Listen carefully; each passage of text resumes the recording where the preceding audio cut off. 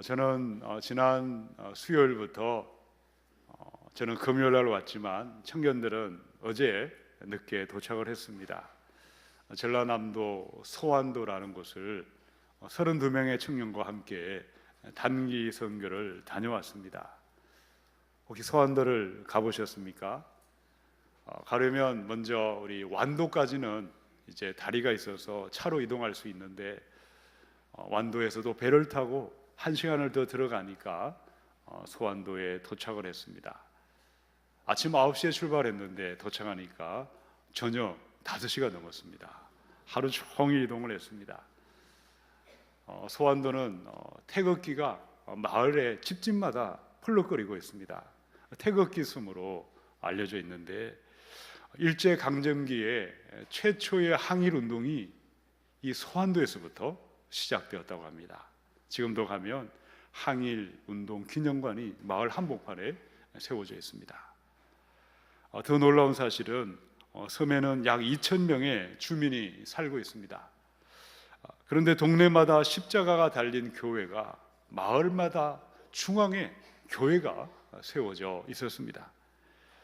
한 번은 그 지역의 주민 가운데 돈이 많은 사람이 외지에서 승려를 부르다가 절을 시작했다고 합니다. 그런데 절을 열고 하자마자 잘 나가던 사업도 갑자기 망해버리고 그의 아내도 병이 들어서 결국은 절이 문을 닫은 지역이었습니다. 또 바닷가에 가면 얼마나 우리 샤머니즘이 많습니까? 무당도 많고 굿하는 사람이 많은데 또 한 번은 그렇게 말렸는데도 어떤 사람이 굿을 했다고 합니다. 그런데 무당이 굿을 하다가 얼마 있다가 말벌에 쏘여서 그 자리에서 무당이 죽고 말았습니다. 또 굿을 하려고 불렀던 그 집에도 아들이 병고가 생겨서 죽게 되었다고 합니다. 그 후로도 바로 그곳에는 샤머니즘도 찾아볼 수 없는 지역이었습니다. 섬 중앙에 가면 100년 된 교회가 있습니다. 주민들은 하나님을 믿든지 믿지 않든지 하나님만이 참신이시다, 기독교가 진정한 종교다, 그것을 그들은 심정적으로 알고 있고 그렇게 여기고 있었습니다. 그런데 사람들이 정말 예수가 하나님이고 하나님은 살아있다는 것을 듣고 있고 심정적으로 동조하고 있고 그렇게 분위기를 따라서 알고 있다는 것과 실제 그들이 매일매일 살아계신 하나님이신 예수님을 날마다 교제하고 사귀고 예수님을 통해서 영원한 생명을 현재에서 누리고 경험하는 것은 차원이 전혀 다른 것입니다. 예수 믿는 이 시간 저와 여러분도 마찬가지입니다. 여러분, 예수님을 알고 있고 믿는 많은 사람들이 주일마다 예배를 드리고 있지만 과연 그들에게 예수님은 어떤 분이십니까? 어떤 분은 성경 속에 있는 먼 옛날의 그 예수 그리스도, 상상을 통해서 생각을 통해서 그럴 것이다, 관념 속에 머물고 있는 예수를 믿는 사람들도 있습니다. 그런데 우리가 믿는 모든 믿음은 실제고 예수님이 약속하신 영원한 생명은 오늘 여기서부터 누리고 경험하고 이 영생의 복을 흘려보내는 것이 우리 하나님의 뜻인 줄로 믿습니다. 오늘의 말씀의 제목이 가장 중요하고 참된 진리입니다. 여러분, 가장 중요하고 참된 진리는 무엇일까요? 예수님은 하나님이시고 예수님을 믿을 때에 영생의 위대한 복이 오늘 여기서부터 맛보게 하고 누리며 경험하며 이 영생의 복을 흘려보내는 것이 하나님의 뜻이요 가장 중요한 참된 진리인 줄로 믿습니다. 이 시간 예배하고 있는 우리의 믿음이 어때야 하겠습니까? 생명의 떡이신 예수님, 영생을 주시는 예수님, 머리로만 알거나 관념으로만 아는 신앙이 아니라 실제 매일매일 나의 삶 속에 예수님으로 말미암아 영생을 누리고 경험하고 영생을 온 땅에 흘려보내시는 예수님을 높이시는 영광의 길로 일어나야 할 줄로 믿습니다. 영생의 떡이신 예수님, 날마다 내 삶에 누리고 경험하고 실제가 되어서 온 땅에 고통하는 수많은 사람들에게 영생을 믿게 하고 흘려보낼 사람들은 누구이겠습니까? 우리 첫 번째 43절을 읽어보십시다. 시작. 예수께서 대답하여 이르시되 너희는 서로 수군거리지 말라. 예수님께서 나는 하늘에서부터 내려온 생명의 떡이다, 그 말씀을 했을 때 사람들은 그 말을 이해하지 못했습니다. 깨닫지 못했습니다.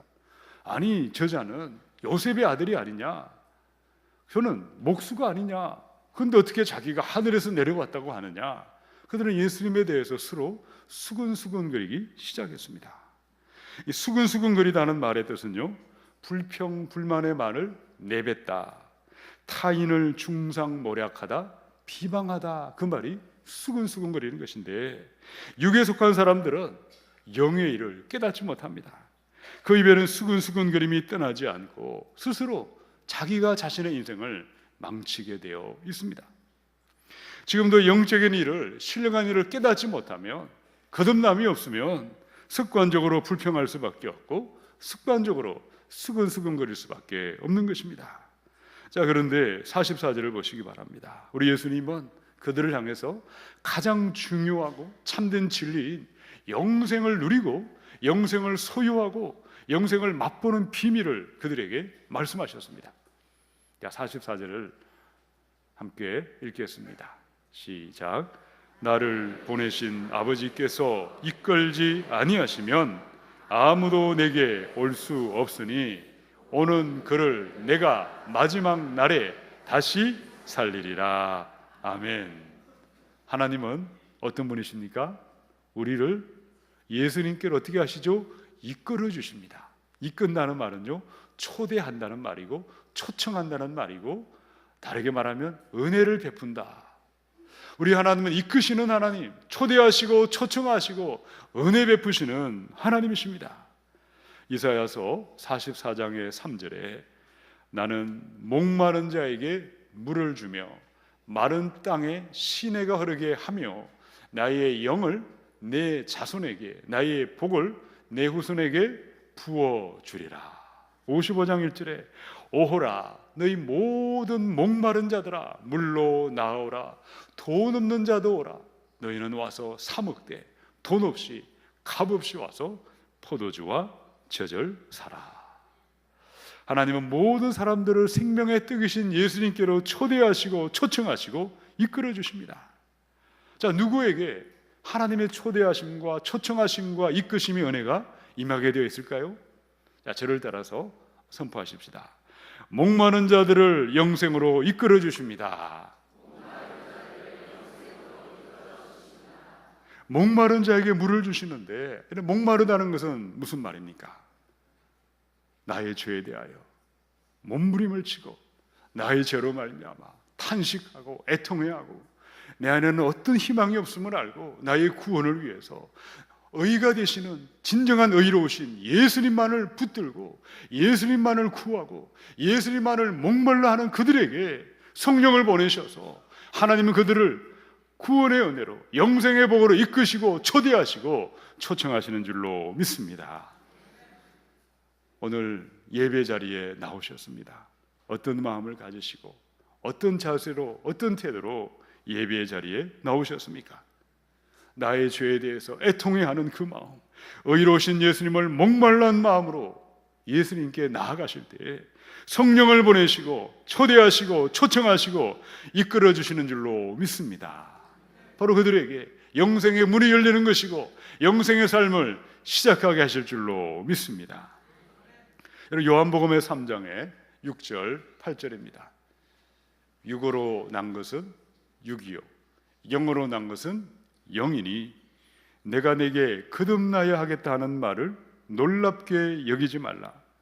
바람이 임의로 불매 네가 그 소리는 들어도 어디서 와서 어디로 가는지 알지 못하나니 성령으로 난 사람도 다 그러하니라. 어떤 사람이 있죠? 성령으로 난 사람이 있으면 성령으로 나지 않은 육으로 만난 사람도 있습니다.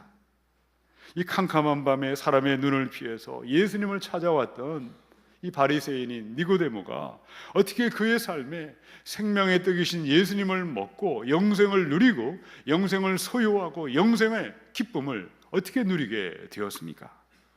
그는 자신의 그 마음에 뿌리 깊은 죄에 대한 탄식과 애타하는 마음, 절망하는 마음이 있었습니다.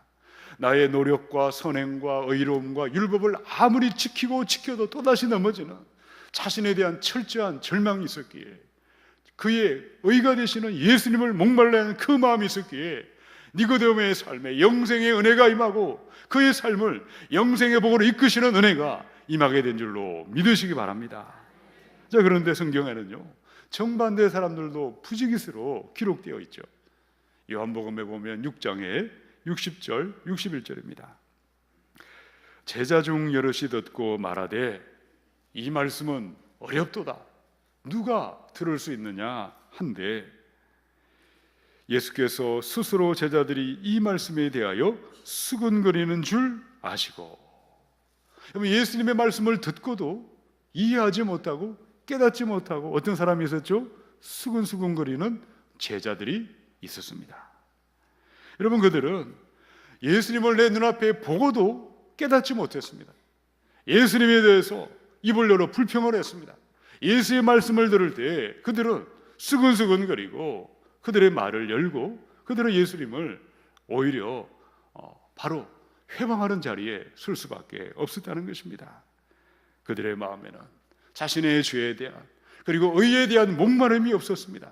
그들은 예수님을 진정으로 갈망하는 그 마음이 사라져버렸다는 것입니다.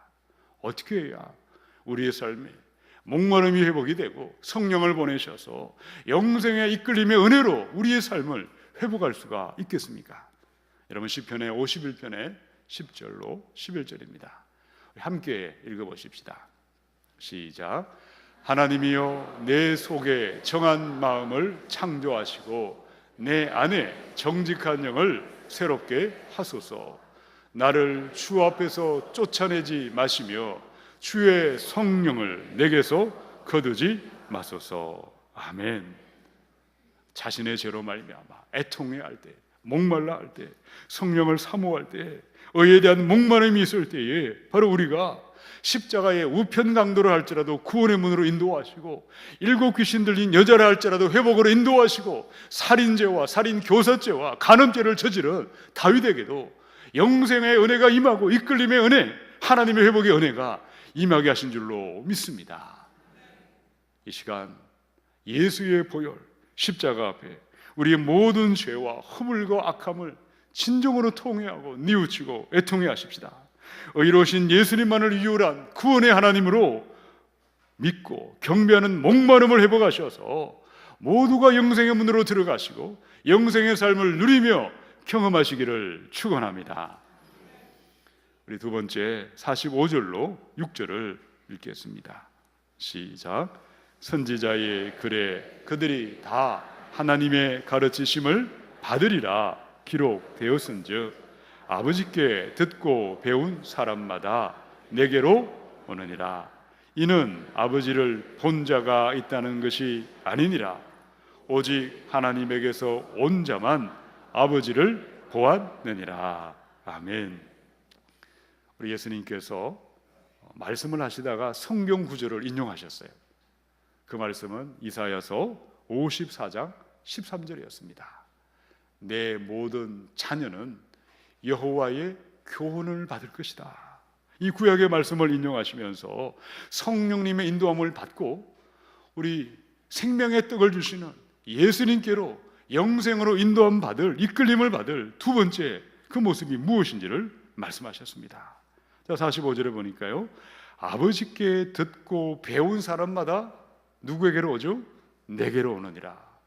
예수님께 이끌림을 받고 예수님께 오는 것은 아버지 하나님의 말씀을 듣고 배운 자들이 그들에게 올 것, 예수님께 올 것이라고 말씀했다는 거죠. 자, 그러면 지금 예수님의 말씀을 듣고 있던 유대인들은 어떤 사람들이었습니까? 나면서부터 모세의 율법을 귀에 못이 박히도록 들었고 배웠고 날마다 암송하며 살았습니다. 그들이야말로 아버지께 듣고 배운 사람들이 아니었습니까? 그럼에도 왜 그들은 예수님의 말씀을 듣고도 믿지 않았을까요? 말씀을 배웠고 심지어 가르쳤지만 왜 예수님을 하나님으로 높이지도 아니했고 영생의 떡을 먹고 누리지 못한 것입니까? 이유가 무엇일까요? 요한복음에 보니까 16장 13절입니다. 그러나 진리의 성령이 오시면 그가 너희를 모든 진리 가운데로 인도하시리니. 여러분, 성령님은 예수님의 영이요, 어떤 영이죠? 진리의 영이십니다.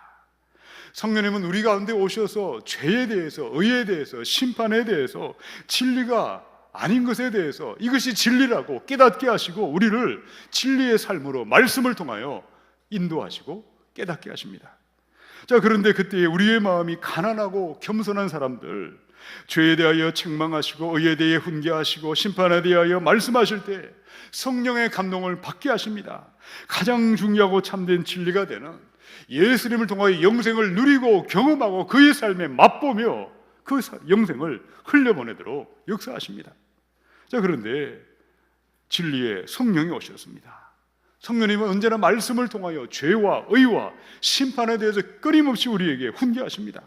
자, 그런데 우리의 마음이 완악하게 굳어져 있다면, 차갑고 냉랭하고 돌 같은 마음으로 변해버렸다면, 아무리 말씀을 듣고 또 들을지라도 말씀은 귀에 들어올 수가 없는 것입니다.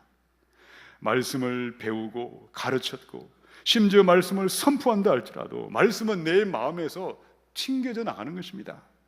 스스로 하나님의 자리에 앉아서 판단하고 정죄하고 비방하는 멸망의 길로 추락할 수밖에 없을 것입니다. 이 시간 우리는 어떤 마음으로 하나님의 말씀을 듣고 하나님의 말씀 앞에 서 계십니까? 어릴 때부터 수없는 말씀을 들었고 말씀을 배웠고 가르쳤고 심지어 선포했다 할지라도 마음이 변해버린 사람, 굳은 마음, 돌 같은 마음으로 반응했던 수많은 사람들이 있었음을 기억하시기 바랍니다. 그들이 그러한 실패와 전체를 밟지 마시고 우리는 깨어서 바른 길로 걸어가야 할 줄로 믿습니다. 여러분, 예수님 당시에 많은 바리새인들과 서기관들과 사두개인들과 대제사장들과 사역한 종교인들이 왜 죽임을 당했고 왜 멸망을 당했을까요? 말씀을 배우지 않아서 그렇습니까?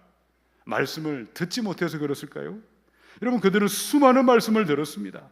심지어 그들은요, 하나님이신 예수님이 직접 나타나셔서 그들 앞에서 말씀을 전했습니다.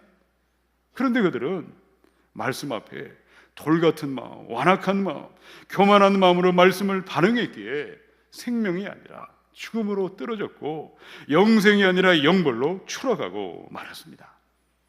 그러나 하나님은 어떤 분이십니까? 여전히 심판이 아니라 생명으로 초청하십니다. 영벌이 아니라 영생의 문으로 인도하시는 사랑과 자비의 하나님이신 줄로 믿습니다. 어떻게 우리 마음을 바른 마음으로 회복하겠습니까? 에스겔서 36장 26절로 우리 함께 살펴보겠습니다. 25절을 띄워주시기 바랍니다. 맑은 물을 너희에게 뿌려서 너희로 정결하게 하되 곧 너희 모든 더러운 것에서와 모든 우상 숭배에서 너희를 정결하게 할 것이며, 먼저는 우리를 정결하게 우리 안에 타는 목마름이 회복이 돼야 됩니다. 진정한 회개와 통회와 거룩함과 성결함이 먼저 있어야 되고 그 다음에 있어야 될 것이 26절입니다. 또 새 영을 너희 속에 두고 새 마음을 너희에게 주되 너희 육신에서 굳은 마음을 제거하고 부드러운 마음을 줄 것이라. 이런 마음이 정결하고 깨끗하고 회개한 그들에게 거룩한 마음, 새 영을 부어주는 것입니다. 자, 그 다음에 주는 것이 무엇일까요? 그것이 바로 27절입니다. 함께 읽어보십시다. 시작. 또 내 영을 너희 속에 두어 너희로 내 율례를 행하게 하리니 너희가 내 규례를 지켜 행할지라. 아멘. 우리 하나님의 영생의 은혜, 위대한 은혜를 받는 단계와 계단과 바로 차원이 있습니다. 먼저는 거룩한 목마름을 회복하시고 정결함을 회복할 때에 하나님의 성령이 그들에게 임하셔서 새 마음을 부어주시고 새 영을 부어주십니다. 완악한 마음을 갈아엎으셔서 어린아이 같은 순전함과 순수한 마음, 겸손한 영을 회복한 그 다음에 그제야 말씀이 들려오는 것이고 말씀을 듣고 배우며 영생의 은혜로 이끌림을 받게 하실 줄로 믿습니다. 이것이 순서입니다. 그런데 혹시 거꾸로 되어 있는 분은 없으십니까? 내 마음에 예수의 보혈로 거룩함과 목마름이 내 삶에 없는데, 내 삶에 하나님의 성령을 갈망하는 그것이 없는데 어떻게 하나님의 말씀이 내게 들려올 수 있겠고 말씀을 듣고 배우며 영생의 이끌림을 받을 수가 있겠습니까? 순서를 바르게 하겠습니다. 언제나 우리 마음에 성령으로 말미암아 굳은 마음, 교만의 영을 갈아엎으시고 어린아이 같은 순수함과 순전함과 겸손한 영을 회복하셔서 말씀을 듣고 배움으로 말미암아 영생의 복을 주시는 예수님께로 이끌림을 받으시고 영생의 삶으로 들어가시기를 주님의 이름으로 축원합니다. 우리 세 번째 47절로 8절을 읽겠습니다. 시작. 진실로 진실로 너희에게 이르노니 믿는 자는 영생을 가졌나니 내가 곧 생명의 떡이니라. 아멘. 여러분 47절에 보면 놀라운 말씀이 단 두 마디로 기록되어 있습니다. 자, 저를 따라 한번 선포하십시다. 믿는 자는 영생을 가졌나니. 이 말을 들을 때 여러분의 눈이 번쩍 떠야 됩니다. 믿는 자는, 독생자를 믿는 자는, 하나님이 세상을 이처럼 사랑하사 독생자를 주셨으니 그를 믿는 자는 영생을 얻게 하려 하심이니라. 이보다 위대한 진리는 없습니다. 이보다 놀라운 말씀은 없습니다. 성경이 없으실지라도 이 한 구절만 있으면 우리는 구원을 받고 영생의 복을 누리게 될 줄로 믿습니다. 자, 그러면 여기서 영생은 무엇일까요? 죽은 다음에 여러분 그때 영생으로 들어가는 것이 아닙니다. 지금 여기서 매일매일 영생을 소유하는 것이고 지금 여러분이 있는 가정에서, 직장에서, 교회에서, 삶의 자리에서 매일매일 영생을 누리고 경험하고 맛보는 것이 영생인 줄로 믿습니다. 누가복음의 7장의 14절에 보니까요, 가까이 가서 그 관에 손을 대시니 맨 자들이 서는지라. 예수께서 이르시되 청년아 내가 내게 말하노니 일어나라. 이런 나인성 과부의 아들이 죽었습니다. 젊은 청년이 시신이 되어 관 속에 들어가서 관을 메고 나가고 있는데 예수님이 그것을 보시고 찾아가셔서 관에 손을 내시고 청년아 일어나라. 이런 그때에 죽은 청년이 살아났습니다. 그 시로부터 영원한 생명이 그에게 시작되게 하신 것입니다. 마가복음의 5장 41절에 그 아이의 손을 잡고 이르시되 달리다고 마시니 번역하면 곧 내가 내게 말하노니 소녀야 일어나라. 회당장 야이로의 딸이 병들어 죽었을 때 예수님이 달리다고 소녀야 일어나라 말씀하실 때에 바로 그 즉시 죽은 소녀가 일어났고 영생의 삶이 시작된 줄로 믿습니다. 요한복음의 11장 43절 44절에 이 말씀을 하시고 큰 소리로 나서로야 나오라 부르시니 죽은 자가 수족을 배로 동인 채로 나오는데 그 얼굴은 수건에 쌓였더라. 예수께서 이르시되 풀어놓아 다니게 하라. 믿는 자마다 영생을 누리고 믿는 자마다 영생을 시작하는 것은 이론이 아닙니다. 상상이 아닙니다. 희망사항이 아니요 영생은 실제입니다. 지금은 예배당에 많은 분들이 계시지만 하나님의 눈으로 보면 단 한 가지 기준으로만 구분될 수가 있습니다. 영생을 머리로만 알고 있는 사람, 상상과 희망이나 그 정도로만 알고 있는 많은 교인들을 만날 수 있습니다. 그런데 또 어떤 사람들이 있을까요? 매일 실제 나의 삶 속에 성령으로 말미암아 생명의 떡이신 예수로 말미암아 영원한 생명을 누리고 경험하고 소유하는 성도들이 있습니다. 우리의 모습은 어때야 하겠습니까? 과연 지금 내 속에 예수님은 성령으로 살아 역사하고 계시는가? 나는 영생을 날마다 맛보고 누리고 경험하고 영생을 흘려보내고 있는 것인가? 어떤 사람들은 그런 일은 절대 일어나지 않아 불신앙을 굳게 확신합니다. 의심과 불신앙을 당연하게 생각하고 그것에 평생을 맴맴돌고 살아가는 사람들이 있습니다. 우리의 믿음이 매일매일 영생을 맛보고 누리며 내 삶의 실제가 되어 나타나는 것이 하나님의 뜻인 줄로 믿습니다. 어떻게 그것을 시작할 수 있겠습니까? 그 비밀은 48절에 있습니다. 48절을 한 번 더 읽어보십시다. 시작. 내가 곧 생명의 떡이니라. 아멘. 이 떡은 사실은 밥이다, 나는 생명의 밥이다, 이렇게 번역하는 것이 좋습니다. 여러분, 생명의 떡은요, 우리가 날마다 쳐다보고 감상하는 것이 아닙니다. 어떤 사람은 나는 밥을 그냥 보기만 해도 좋아, 그냥 천장에 밥을 매달아 놓고 밥 먹을 때만 바라보면 배가 부를까요? 그런 일은 결코 없습니다. 또 어떤 사람들은 밥은 먹어야 살지 생각만 하고 실제 밥을 먹지 않으면 어떻게 될까요? 하루 이틀은 모르겠지만 한 달, 두 달을 먹지 않고는 잘 살 수 없습니다. 1년 동안 밥을 먹지 않고 살 사람은 한 사람도 없습니다. 자, 그런데 놀랍게도 너무나 많은 교인들이 매일매일 생명의 떡인 예수님을 먹으려 하지 않습니다. 예수님을 취하려고 하지 않는다는 것이죠. 일주일 내내 생명의 떡 예수를 먹고 취하고 살지 않습니다.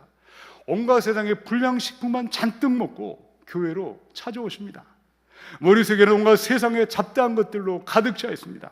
또 어떤 분들이 있을까요? 일주일에 한 번 생명의 떡을 먹는 것도 너무나 많다, 부담이 된다 생각을 하고 1년에 연례 행사처럼 계절, 절기마다 찾아오는 분들도 있습니다. 부활절, 성탄절, 그때는 내가 교회 가야지. 1년 동안 밥을 2번, 3번 먹고 살 수는 없습니다. 점점 믿음이 퇴보하는 것이고 완전히 믿음을 반납할 수밖에 없습니다. 영적인 원리는요, 가진 자는 더 가지게 되어 있고 없는 자는 있는 것도 빼앗기는 것이 영적인 원리입니다. 지난주에 식당에 가서 밥을 먹다가 한 할머니를 만났습니다. 좀 늦은 시간에 가서 그 식당에는 그 할머니밖에 없었는데 제가 밥을 먹다가 말을 걸어보았습니다. 혹시 교회를 다니십니까? 예수님은 믿으십니까?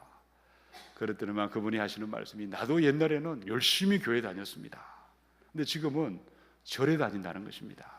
그리고 하는 말씀이, 예수를 믿어보았는데 나하고는 체질이 맞지 않았다. 그것은 사실은 맞는 말입니다. 인간의 체질과 인간의 본성은 자연스럽게 생명의 떡인 예수님을 원하지 않습니다. 자연스럽게 탐욕과 욕망과 육신의 떡은 저절로 가만 내버려두어도 찾고 구하고 살게 되어 있는 것입니다.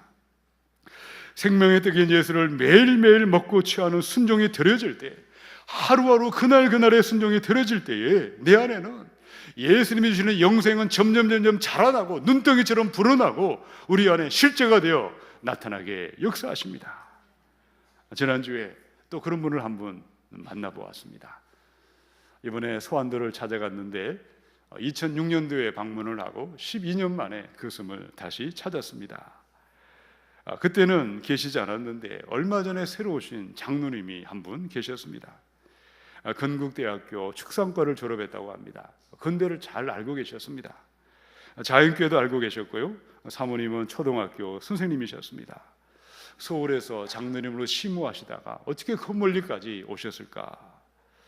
몇 해 전에 사모님이 건강검진을 하는데 따라가셨다가 우연히 자기도 한번 해보았는데 이 가슴에, 폐에 암이 발견되었습니다. 폐암 3기 진단을 받고 목에까지 퍼졌다고 합니다. 아산병원에서 수술을 마쳤는데 방사선 치료를 받아야 된다는 말을 듣고 고민을 하다가 바로 섬으로 내려오게 되셨다고 합니다. 그래서 10명 정도 되는 교회에서 목사님과 함께 이 교회를 섬기고 계셨고, 사모님은 낙도의 교사로 자원해서 그곳에 계셨습니다.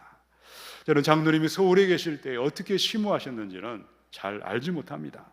그런데 제가 만나보았고 경험한 장로님은 참으로 귀하고 아름답게 교회를 섬기셨습니다. 우리 청년들이 교회에서 창고를 지으려고 했는데, 그래서 너무 날씨 더워가지고 새벽 5시에 일어나서 오전 내내 창고를 짓는, 터 닦는 작업을 같이 했는데 솔선수범을 하시고 땀을 뻘뻘 흘리시면서 열심히 일하시는 장로님을 보면서 참으로 그분의 삶을 통하여 매일매일 생명의 떡을 먹고 마시는 순종의 삶이 어떠해야 하는지를 깨닫게 하셨고 눈으로 바라보게 하셨습니다. 사랑하는 성도 여러분, 저와 여러분의 삶에 매일매일 생명의 떡을 먹고 마시는 오늘의 순종과 오늘의 헌신이 날마다 우리 하나님께 드려져야 할 줄로 믿습니다. 오늘의 순종이 드려질 때에 우리의 질병이 떠나가고 모든 병마가 사라지는 은혜가 임하게 하십니다. 오늘의 순종이 드려질 때에 막힌 장애물이 사라지는 것이고 뚫리는 역사가 임하게 하십니다. 오늘의 순종이 들어질 때에 믿음이 없던 사람이 영생을 확신하고 누리는 생명 있는 믿음으로 나타나도록 역사하십니다. 우리의 지난 삶을 돌아보시고 매일매일 하나님의 말씀을 듣고 하나님 앞에 기도의 제단에 엎드리시고 오늘의 순종을 드리시는 이 순종을 하나님께 헌신하고 결단함으로 말미암아 우리의 삶의 영생의 삶이 실제가 되어 나타나시고 영원한 생명을 누리고 경험하며 온 땅에 흘려보내시기를 주님의 이름으로 축원합니다. 함께 기도하겠습니다.